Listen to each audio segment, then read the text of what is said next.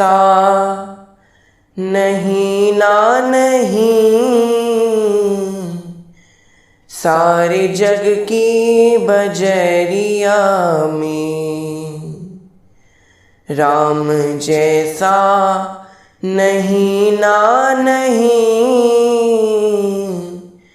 सारे जग की बजरिया में राम जैसा नहीं ना नहीं, राम जैसा नहीं ना नहीं, सारे जग की बजरिया में राम जैसा नहीं ना नहीं, सारे जग की बजरिया में, सारे जग की अटरिया में, सारे जग की डगरिया में।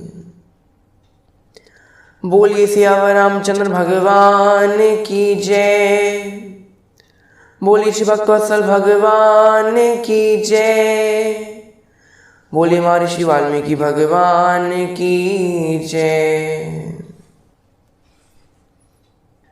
तो जिस प्रकार हमने पिछले भाग में जाना कि महाराज श्री दशरथ जी का जन्म कैसे हुआ, उनका नाम दशरथ कैसे पड़ा, इन सब के बारे में हमने पिछले भाग में चर्चा करी। आज हम पुनः वाल्मीकि रामायण में प्रवेश करेंगे और रामायण में भगवान श्री राम का जन्म किस प्रकार हुआ, कैसे हुआ, क्या क्या उसके लिए अनुष्ठान आदि करवाए गए, उन सब के बारे में आज हम चर्चा करेंगे। तो आइए आज की कथा को आरंभ करते हैं।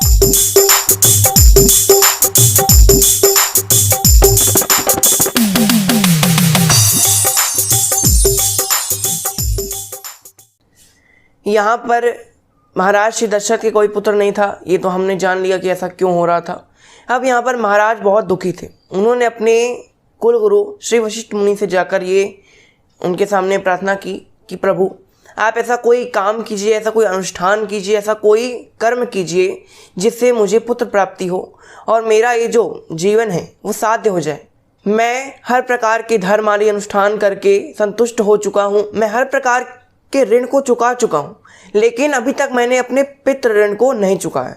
यानी अब तक मेरी कोई संतान नहीं है, इसलिए मेरा ये जो पितृ ऋण है वो मेरे सिर पर अभी भी है और मैं नहीं चाहता कि मैं अपने अंतिम समय में किसी भी प्रकार के ऋण को अपने साथ बोझ बनाकर भगवान के धाम को लेकर जाऊँ।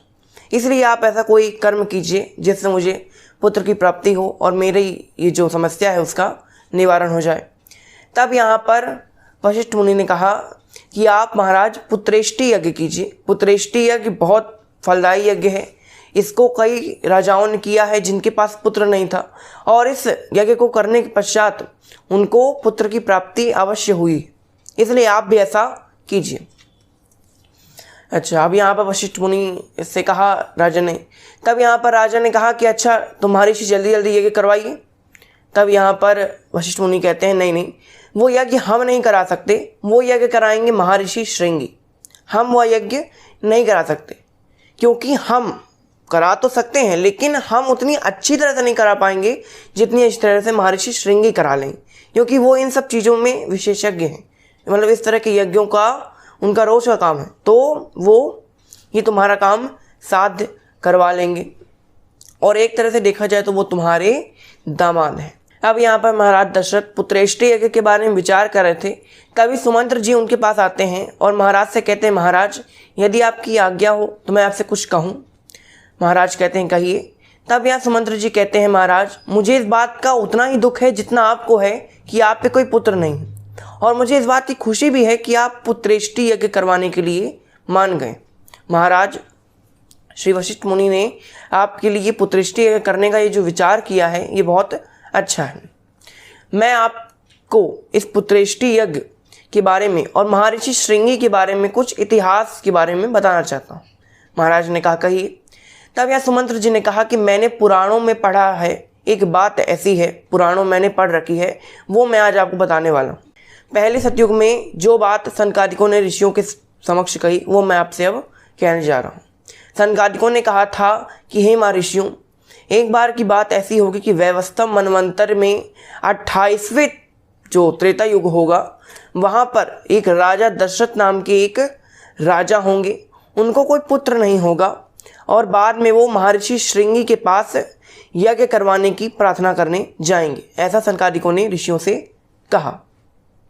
अब यहाँ सनकादिक कहते हैं कि महर्षि श्रृंगी के बारे में ऐसा इतिहास है कि एक बार की बात थी कि रोमपद नाम के एक राजा थे, उनके पास कोई संतान नहीं थी।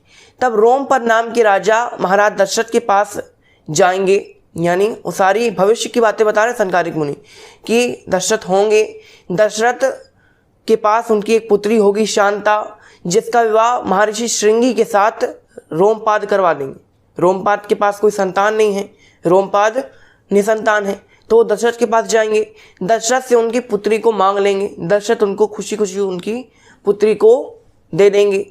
यहाँ पर रोमपाद के नगर में कभी एक अकाल पड़ जाएगा, वहाँ पानी नहीं बरसेगा, क्योंकि रोमपाद नाम के जो राजा होंगे वो अपने जीवन में एक बहुत बड़ा पाप कर लेंगे, इसलिए उनके राज्य में पानी नहीं बरसेगा, इंद्र उन पर प्रसन्न नहीं होंगे। तब रोमपाद नाम के राजा महर्षि श्रृंगी को अपने राज्य में बुलाएंगे और महर्षि श्रृंगी के उनके राज्य में आते ही वर्षा होनी आरंभ हो जाएगी। महर्षि श्रृंगी के आने के पश्चात महाराज रोमपाद अपनी जो बेटी हैं दत्तक पुत्री श्री शांता, उनका विवाह श्रृंगी ऋषि से करा देंगे। इसके पश्चात राजा दशरथ श्रृंगी ऋषि के पास जाएंगे और उनसे निवेदन करेंगे कि आप अपनी पत्नी सहित हमारे राज्य में पढ़ा दें, ताकि हमारे जो पुत्र नहीं है, ऐसी जो हमारे ऊपर कष्ट आया है कि हमारे पास कोई पुत्र नहीं है, वो जो कष्ट है वो हमारे ऊपर से दूर हो जाए। ये सारी बातें सनकादिकों ने कही थी, ऐसा सुमंत्र जी बता रहे हैं राजा दशरथ से।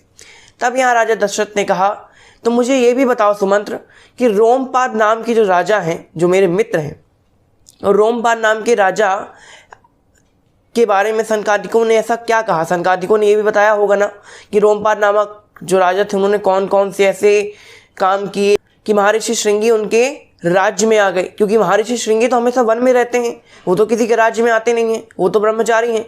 तो वो उनके राज्य में कैसे पहुँचे? उन्होंने जब राजा रोमपाद के राज्य में महर्षि श्रृंगी पहुँचे तब रोमपाद जी ने उनको कैसे आदर सत्कार किया, उनको उनके राज्य में बुलाया कैसे, ये महर्षि श्रृंगी कौन है, इन सब के बारे में मुझे बताओ। तब यह सुमंत्र जी सारा वृत्तांत सुनाते हैं कि ब्रह्मा जी के एक पुत्र हैं महर्षि कश्यप, महर्षि कश्यप के पुत्र हैं महर्षि विभांडक, और महर्षि विभांडक के पुत्र हैं ये महर्षि श्रृंगी। महर्षि श्रृंगी हमेशा अपने पिता श्री विभांडक मुनि के साथ ही रहते हैं, जंगलों में विचरण करते हैं। उन्होंने कभी अपने पिता के अतिरिक्त कभी भी किसी पुरुष या किसी भी स्त्री को नहीं देखा। उनकी माता तो थी नहीं, पर उन्होंने अपने पिता के अतिरिक्त किसी भी पुरुष और किसी भी स्त्री को आज तक, बहुत बड़े हो गए हैं लेकिन अभी तक उन्होंने कोई भी स्त्री और पुरुष को नहीं देखा अपने पिता को छोड़कर।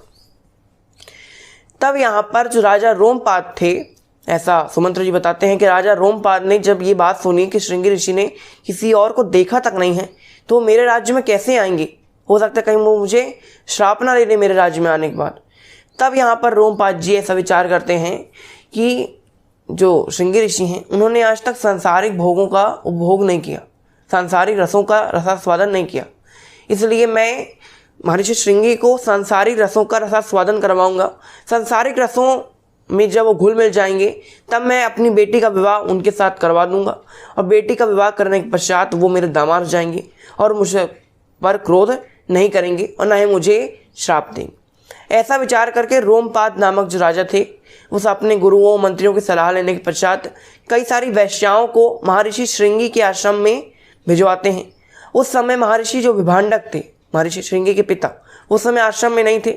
ऐसा अच्छा अवसर देखकर वो जो वैश्याएं थीं वो उनके आश्रम में जाती हैं। आश्रम में जाती हैं, इसके पश्चात महर्षि श्रृंगी को कई सारे अच्छे अच्छे फल देती हैं, मिठाइयाँ देती हैं।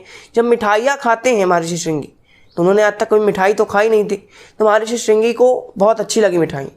बाद में महर्षि श्रृंगी उन कन्याओं पर, उन वैश्याओं पर आसक्ति आ गई उनके। अब यहाँ पर जो महर्षि श्रृंगी थे वो उन वैश्याओं के पीछे पीछे पहुँच जाते हैं महाराजा रोमपाद के नगर में। वो वैश्याएं कहती हैं कि हम आपकी कुटिया में आए, आपने हमारा आदर सत्कार किया, आपने हमको फल दिए, हमने आपको फल दिए, अब आप हमारी कुटिया में चलिए, हमारे राज्य में चलिए, अब हम आपका आदर सत्कार करेंगे। तब यह महर्षि श्रृंगी उन वैश्याओं के पीछे पीछे रोमपाद नामक राजा के नगर में पहुंच जाते हैं। और जैसे ही महर्षि श्रृंगी के शुभ कदम महाराज राजा रोमपाद के नगर में पड़ते हैं, वैसे ही इंद्र प्रसन्न होकर वहां पर वर्षा करनी आरंभ कर देते हैं। यहाँ पर महर्षि श्रृंगी जब राजा रोमपाद के नगर में पहुंच जाएंगे, उनके महल में पहुंच जाएंगे, इसके पश्चात महाराज उनका बहुत अच्छे प्रकार से आतिथ्य करेंगे। इसके पश्चात जब महर्षि श्रृंगी को प्रसन्न चित्त देखेंगे, तब उनको अपनी बेटी शांता को ब्याह देंगे और इसके पश्चात हमेशा हमेशा के लिए उनको अपने राज्य में रोक लेंगे, ताकि इंद्र उनके राज्य पर हमेशा वर्षा करते ही रहें। तो यहाँ पर सुमंत्र कहते हैं, ये मैंने आपको सुना दिया ये पूरा इतिहास की महर्षि श्रृंगी आखिर हैं कौन, उनके आने जाने से ऐसा क्या प्रभाव पड़ता है, उनका क्या इतिहास है, ये मैंने आपको बता दिया। अब आप जब महर्षि श्रृंगी के पास जाएंगे उनको बुलाने के लिए, तब आप पूरी सेना ये सब लेकर मत जाइएगा। सेना, मंत्री, हाथी, घोड़े, धीरे जवारत, ये सब कुछ भी लेकर मत जाइएगा। आप एकदम एक भिखारी की तरह, एक निहत्ते, बिल्कुल एक भिक्षु की तरह जाइएगा। क्योंकि अगर आप झोली भर कर ले जाएंगी तो फिर वहाँ से लेकर के आएंगे। झोली खाली कर कर ही जानी पड़ती है।